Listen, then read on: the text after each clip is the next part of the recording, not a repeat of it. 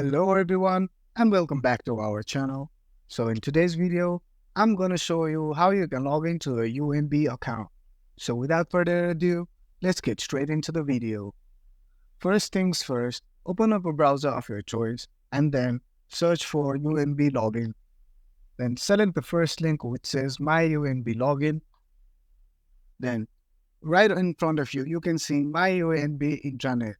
Select the button. This will take you to the sign-in page where you need to enter your email address.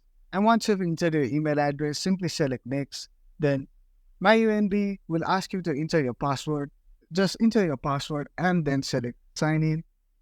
And that's how you log into your MyUNB account.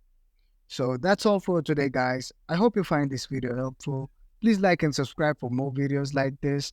And hit the bell icon so you get notified every time we post a video. And if you still have any doubts, be sure to let us know in the comments down below. Thank you for watching and have a great day.